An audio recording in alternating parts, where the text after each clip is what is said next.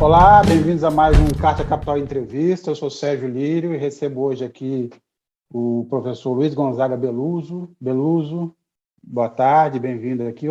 Na verdade, bom dia para vocês, né? Obrigado por participar dessa live e aceitar nosso convite. Bom dia, Sérgio, meu velho companheiro de Carta Capital. É isso, é isso. Obviamente, eu ia fazer o Beluso, para fazer a apresentação do Beluso, a gente levaria horas aqui, né, para contar o currículo inteiro do Beluso. Mas eu vou resumir assim, que ele é conselheiro editorial da Carta Capital, que eu acho que, Beluso, é a função mais importante que você já ocupou, né? Imagino. Mais? Importante. Tem a presidência do Palmeiras, que eu acho que vai ser difícil a gente concordar com isso. Vou estar ali pau a pau, né? Entre presidente do Palmeiras e consultor da Carta, mas eu confesso que tenho muita satisfação de ter desempenhado esse papel na Carta, né? Consultor editorial, parece que eu dei muito pitaco, eu dei pouco, né? Pouquíssimo, eu sou testemunha. Você testemunha, né? Então, mas foi uma função importante para discutir, às vezes, coisas com vocês, né? Sim, Capas, temas da revista e tal. Não, a nossa conversa semanal na segunda-feira é sempre importante para guiar os caminhos aí da revista. E a gente também recebe aqui também o Gabriel Galípolo, economista, que, obviamente, essa conversa de hoje vai girar sobre o novo livro. Gabriel, antes de tudo, e aí me antecedendo aqui, também bem-vindo, obrigado por aceitar nosso convite e participar dessa conversa. Eu que agradeço pelo convite, é uma honra estar aqui com você, Sérgio, com o professor Beluso. Bem, obviamente a gente vai discutir hoje aqui muito da conjuntura, do Brasil, do mundo, mas vamos começar também falando do que nos trouxe aqui, que é o novo livro assinado pelo Beluso e pelo Galípolo, que é O Dinheiro, o Poder da Abstração Real. Eu ouso aqui dar a minha interpretação dele, vocês podem me corrigir. É, na verdade, uma continuidade de alguns livros que o Beluso e o Galípolo têm feito ao longo desses anos, e que, na verdade, acabam traçando e analisando a evolução do capitalismo e, na verdade, do capitalismo financeiro, do mundo das finanças. É mais uma análise assim, muito acurada e muito precisa, muito clara e didática do que está acontecendo no mundo. Eu vou começar, obviamente, Beluso, depois o Galípolo pode falar. Eu queria, pensando um pouco nesse poder hoje do mercado financeiro, das finanças, eu vou voltar aqui aos anos 90. Agora está se falando muito na ideia da terceira via, mas vamos lembrar da terceira via dos anos 90, né? Que era o tal do caminho entre o capitalismo e o socialismo, o capitalismo de face humana. Nós tivemos todos aqueles ideólogos, né? O Gideon, e aí nós tivemos o Tony Blair no Reino Unido, o Clinton nos Estados Unidos, o Fernando Henrique no Brasil, todos, na verdade, defensores do neoliberalismo, mas defendendo a ideia de que eles eram uma terceira via. Eu me lembro muito bem, Beluso, daquela discussão nos anos 90 no governo Fernando Henrique, que falava assim, nós precisamos privatizar, diminuir o Estado, para que o Estado se concentre nas suas funções primordiais, que seria saúde e educação. Né? E aí todo mundo, então parece que o limite seria saúde e educação.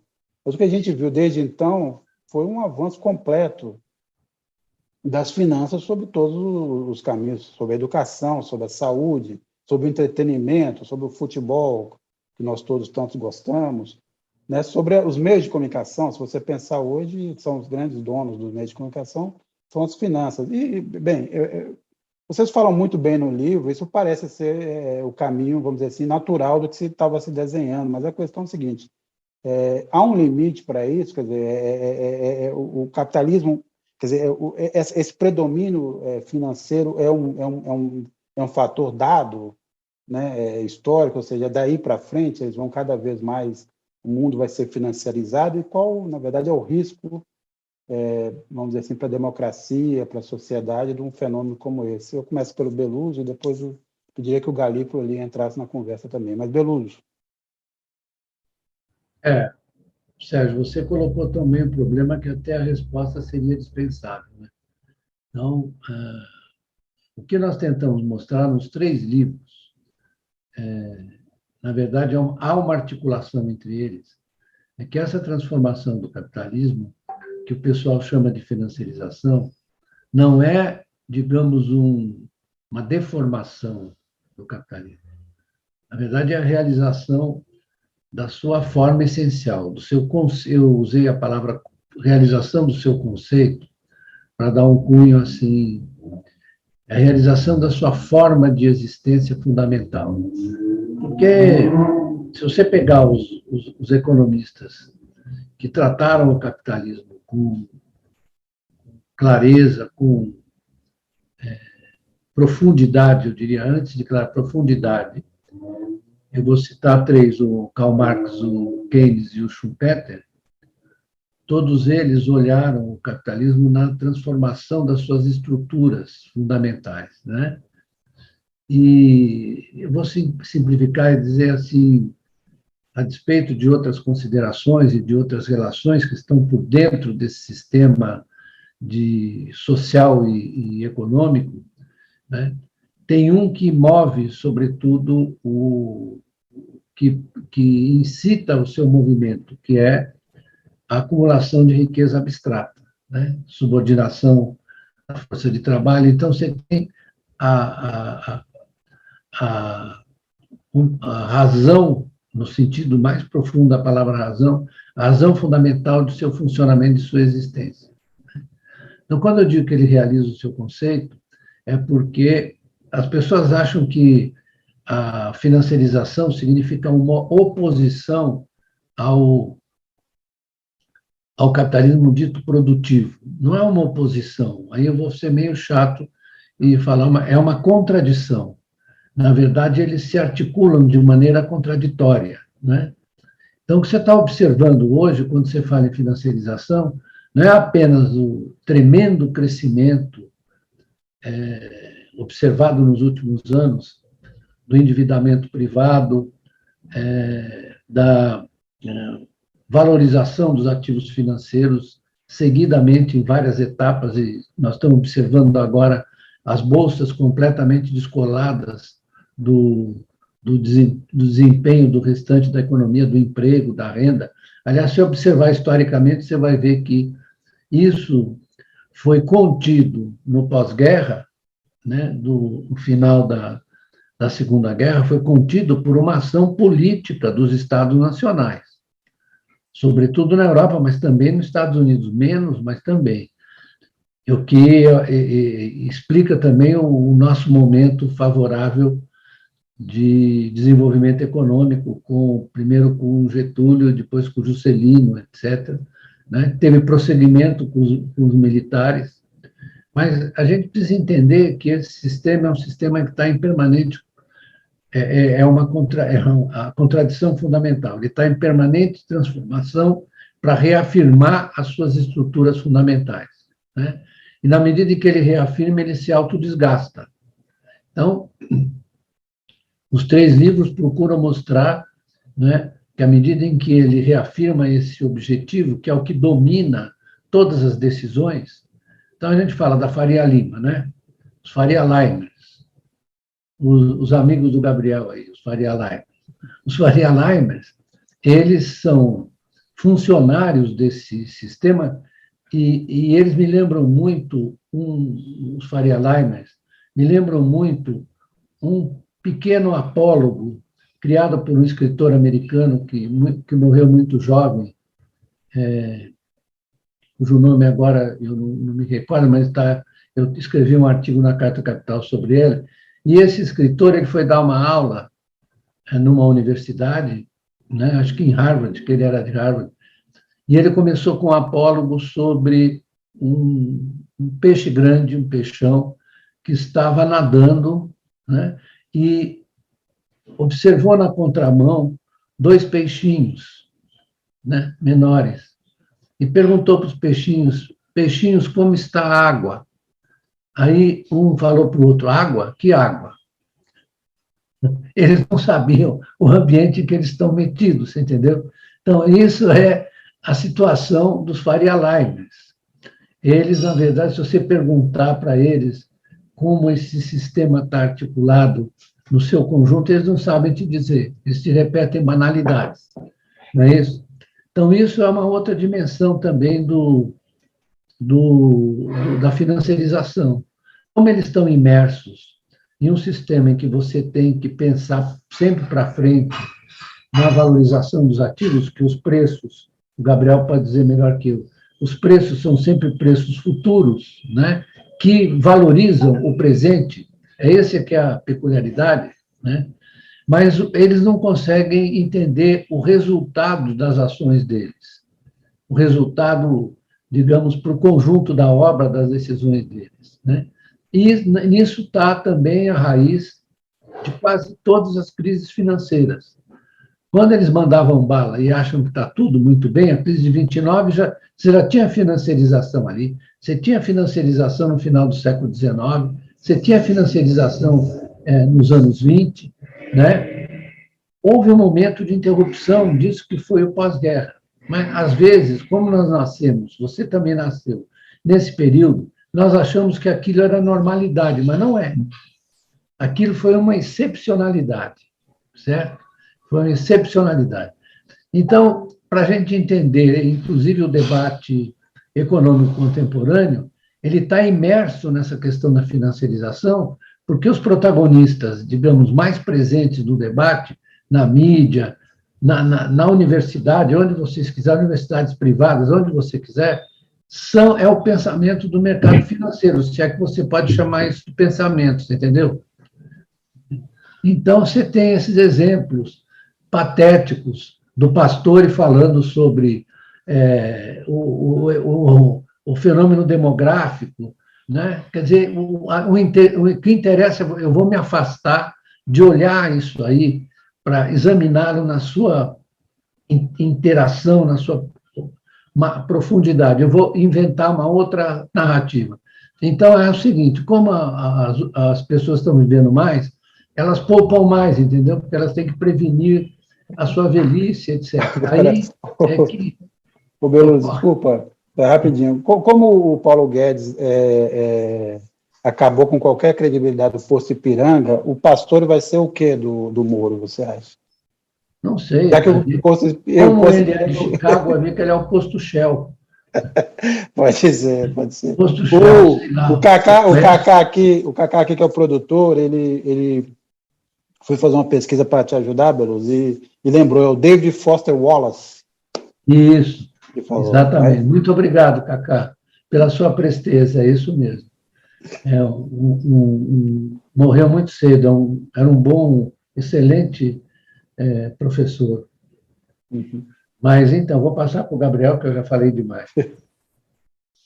Imagina. Não, eu acho que o professor tocou nos pontos centrais e ele é muito feliz quando ele fala sobre aquilo que incita os movimentos, né? Porque quando a gente está falando sobre a importância daquilo que foi chamado como financiarização ou essa dinâmica que busca a acumulação da riqueza abstrata, a gente não está justamente abordando para explicar uma degeneração do que seria o capitalismo ou uma deturpação, mas sim para trazer à luz aquilo que realmente explica a dinâmica dos movimentos. E aí eu acho que essa é a grande diferença que existe com boa parte da narrativa e da interpretação teórica que é majoritária, que vai explicar esses movimentos na ausência do entendimento do papel, do desejo de acumulação da riqueza abstrata para mobilizar essa sociedade. E aí eu acho que é muito interessante a gente reparar que isto é o capitalismo, com o seu lado positivo, se é que se pode dizer do ponto de vista moral, mas como vai estar ali no capítulo inédito do Marx, né, professor Beluso, dizendo, olha, isso aqui tem um papel de desenvolvimento das forças produtivas, né, de avanço das forças produtivas, ou do próprio Keynes, né? Mas o Keynes, que vai reconhecer, como o Beluso sempre lembra, que ele vai olhar para essa dinâmica, ou seja, que o dinheiro incita o movimento, para usar a expressão do Beluso aqui, a partir do Marx. É interessante que ele usa uma expressão que ele diferencia isso para a economia clássica, ele fala que aquela da economia clássica é uma economia colaborativa, e essa economia empresarial, empreendedora, ela por definição seria não colaborativa. E aí eu acho que é o ponto interessante, a degeneração é menos uma questão de degeneração do capitalismo e mais de se entender o que é a construção da economia, o que é a divisão social do trabalho, como uma forma de sociabilidade que foi construída, né, ao longo da vida para atender às carências da existência. Ou seja, é óbvio que é muito melhor viver em sociedade do que não viver em sociedade, e a divisão social-trabalho foi uma forma encontrada em vários tipos de sociedades para se atender a essas carências da existência. O que acabou acontecendo agora, deixando cada vez mais evidente, é como esta forma de estrutura de sociabilidade se transformou, assim como as redes, numa coisa antissocial, né? Numa coisa que, quando a gente enxerga os pleitos que vão vindo do mercado financeiro, por exemplo, a gente está percebendo que não é um problema de uma rivalidade ou de uma incompatibilidade com um plano de um governo específico. Eles são, em última instância, pleitos antidemocráticos. É impossível alguém, num regime democrático, implementar a agenda que é esperada pelos economistas, porque ela é inviável com a sustentabilidade de alguém que foi eleito democraticamente.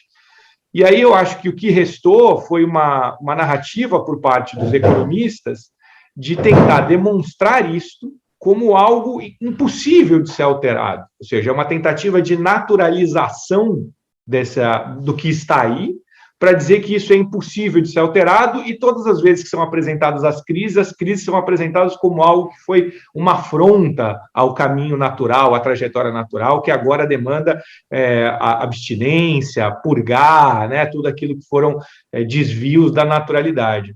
E aí eu acho que nessa linha comum que existe ao longo não só dos 3 livros, mas de toda essa parceria que o Beloso me deu a oportunidade de estar escrevendo junto com ele, é chamar atenção para este que é a dimensão, o quarto elemento que realmente explica a dinâmica dos movimentos, que é esse desejo pela acumulação da riqueza abstrata, e chamar atenção para desconstruir esta narrativa que se tenta apresentar como uma coisa inquestionável, para afastar a possibilidade de mudança do alcance do desejo democrático. Então, acho que esses são do Beloso, me corrija aqui se eu estiver falando errado, mas duas vertentes importantes aqui no que a gente sempre está produzindo juntos. Agora, Beloso, Galípolo, assim, vocês, em artigos, o Beloso, que escreve com mais frequência para a revista, sempre ressalta aí vamos dizer assim, os centros de reflexão e, na verdade, até de oposição e de denúncia dessa história. Você tem movimentos no mundo, você tem o FMI, que mudou um pouco de opinião, até o Banco Mundial, você tem a tentativa do Biden de recuperar uma ideia ali meio, vamos dizer assim, do Roosevelt, mas uma tentativa de transformar, e você tem um aumento da crítica ao processo capitalista, né, nos últimos tempos. O que eu pergunto para vocês é o seguinte: vocês acham que já tem uma massa crítica suficiente para mudar? Vocês veem algum sinal de mudança nisso? Ou isso ainda vai demorar tempo? E se, como eu tinha perguntado lá no início, se esse é um processo que pode ser revertido, assim, existem condições para reverter esse processo? Olha, eu acho que é uma pergunta muito pertinente e oportuna, porque você está observando no mundo inteiro, e isso, eu vou mencionar aqui uma coisa que não é habitual, isso está explicado a chamada polarização entre esquerda e direita tem muito a ver com o colapso, com o fracasso do capitalismo em respeitar aquilo que o Gabriel chamou, né, das condições da vida humana, né? Esse é o grande fracasso que se dissemina por dentro da sociedade, que provoca reações distintas, né? Eu noto que há um crescimento muito importante. Vamos pegar o debate ecológico, por exemplo, que, é claro, as ameaças são gravíssimas e essa reunião de Dublin não resolveu nada, né? Só conversa mole. Isso é uma forma de resistência, porque aí fica um empurrando para o outro, não, mas eu não vou fazer isso. Mas não vou. Agora, o sistema entrou em pane, o sistema está em pane. Vou dizer isso claramente aqui, está em pane. Então, o que acontece? Acontece que as pessoas começam a reagir e propor soluções de várias natureza, ou encaminhamentos. Vou falar soluções, porque solução dá a ideia que você está tratando de um sistema de equações e que não é assim, certo? Então, encaminhamentos que às vezes são pertinentes, mas está muito claro, por exemplo, que a possibilidade de você resolver esses desencontros da economia, mediante um retorno à economia, ao paradigma neoliberal, não vai funcionar. Como não está funcionando no Brasil, não está funcionando. O Biden é uma prova cabal. Agora, veja o seguinte: o Biden teve que enfrentar o quê? Teve que enfrentar a resistência dos republicanos e mesmo de alguns democratas, né, que estão tomados por esse vírus, que é o verdadeiro vírus da burrice econômica. Né? Não é só a burrice, do interesse que está sendo contrastado. Então, isso é um processo, isso vai levar tempo. Né? Não vamos nos esquecer que as outras mudanças na forma de operar as políticas econômicas e de olhar a economia ocorreram depois de catástrofes muito sérias, como foi a catástrofe da Grande Depressão e da Segunda Guerra Mundial. Aí você conseguiu montar um consenso, porque a gente menospreza muito, a gente fica no certo ou errado, se é a visão certa, se é a visão errada, a gente menospreza muito a construção social e de visão do mundo que acaba disparando posições diferentes, né? E hoje isso se agravou muito demais, porque a direita, vamos dizer, a direita, ela se refugiou em crenças muito parecidas com as religiosas, né? Aliás, não é por acaso que algumas seitas religiosas começaram a ficar importantes, etc. Né? Eu sempre converso com o Gabriel que uma das condições da vida humana é que você vive numa situação de incerteza. Né? E, frequentemente, as pessoas precisam de se agarrar em alguma coisa que lhes dê segurança. Né? E isso pode levar a movimentos e contestações muito reacionárias e incompatíveis com as transformações estruturais do sistema onde você vive. É sempre o problema de você entender o sistema que você vive. Se você simplifica e com palavras de ordem toscas, eu acabei de ver um documentário muito interessante que passou na HBO, né? Sobre a invasão do Capitólio. Eu recomendo que todo mundo assista, porque aquela gente que invadiu o Capitólio eram os desgraçados da sociedade americana. Eles não eram da elite, eram os desgraçados, os caras que são culturalmente mais rebaixados, que são, na verdade, economicamente, estão a perigo economicamente.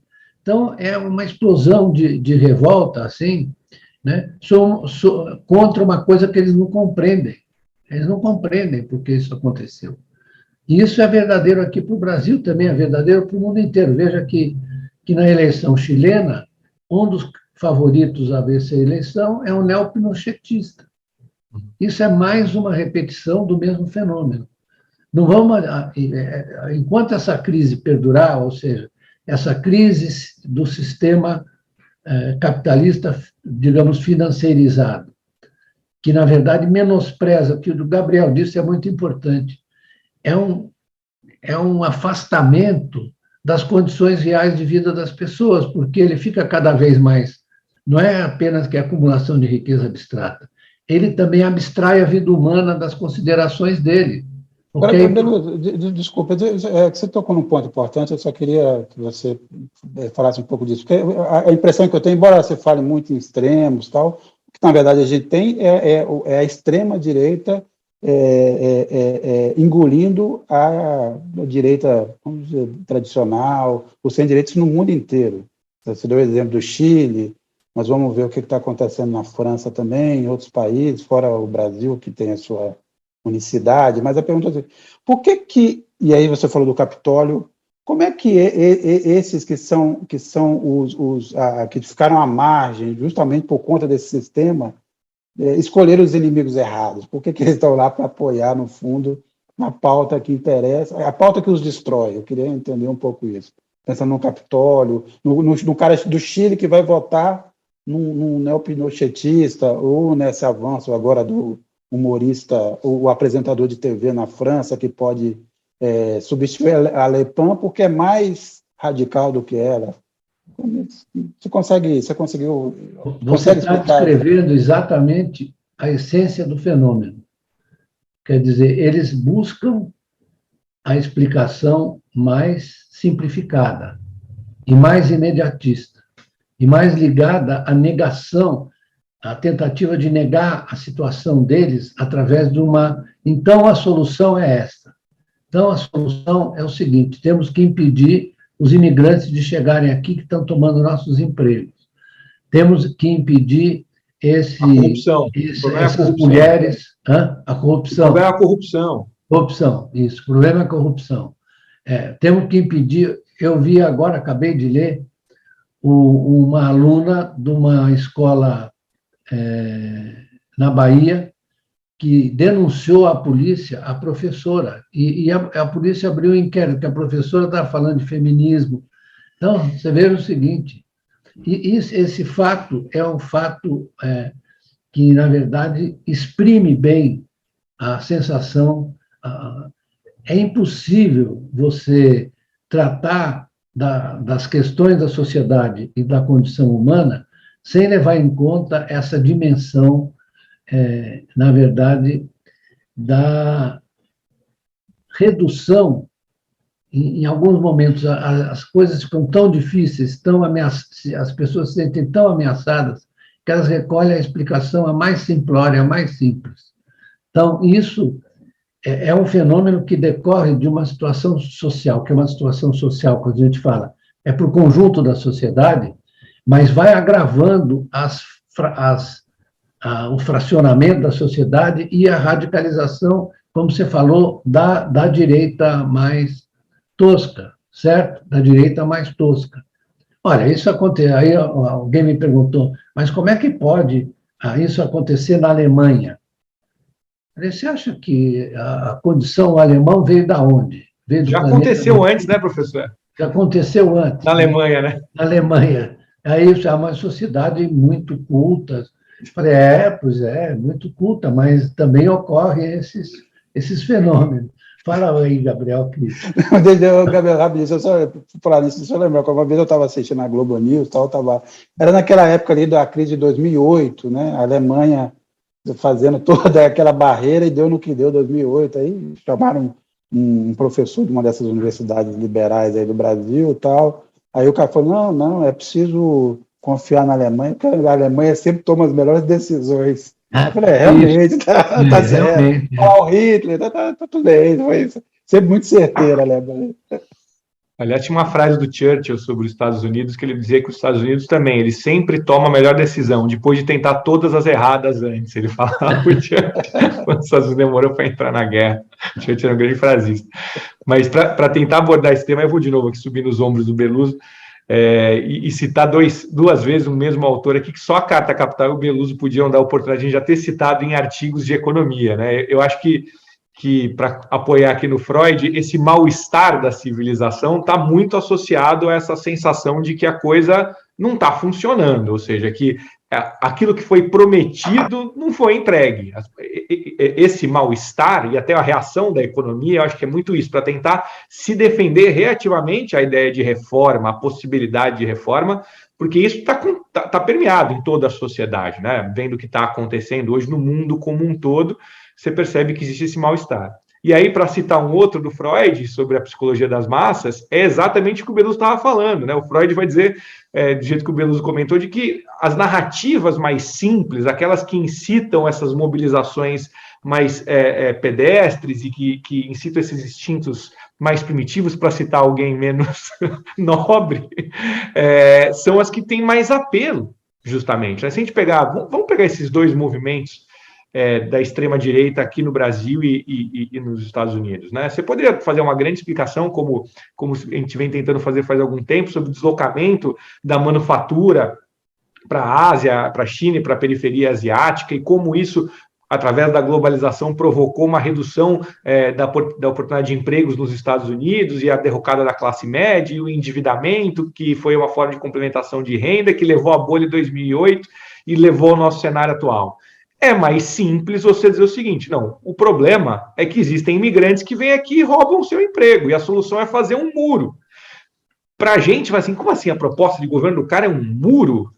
Mas esta lógica tem mais apelo do que a outra. Da mesma maneira, você diz o seguinte, eu posso explicar o que foi a participação do Brasil neste processo, que acabou se desindustrializando, colando num ciclo de commodities, teve uma distribuição de renda que aumentou o consumo, mas esse processo de modelo de expansão apresentou fadiga, e isso levou a uma série de problemas associados a políticas econômicas inadequadas, que deram um cavalo de pau e tentaram fazer um ajuste no momento que a economia vinha desacelerando.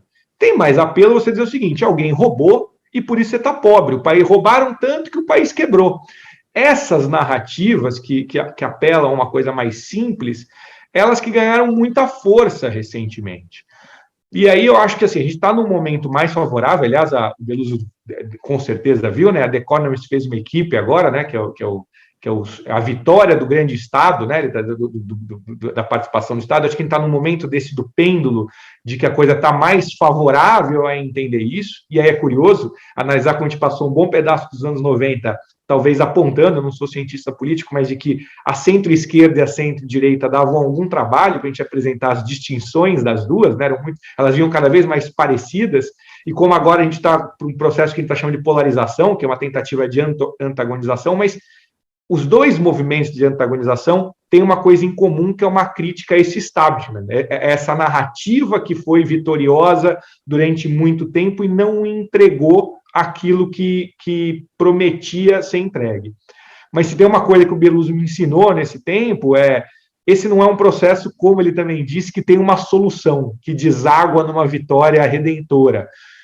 Para usar um exemplo menos nobre, é quase como você manter a sua forma física, é um exercício diário, ele não adianta, você chegou numa, que ótimo, agora vitória, não, todos os dias você vai ter que fazer aquela sua atividadezinha, tomar cuidado com o que você come, não tem jeito, combater essa emergência dessa coisa perigosa que está ali, que está pronta para furar essa fina camada da civilização, como dizia o Keynes, é um exercício diário, né? Acho que o Beluso sempre, para mim, é esse grande exemplo de biografia de alguém que dedicou a sua vida, estando o pêndulo onde ele estiver, a estar fazendo esse exercício diário de enfrentamento dessas ameaças.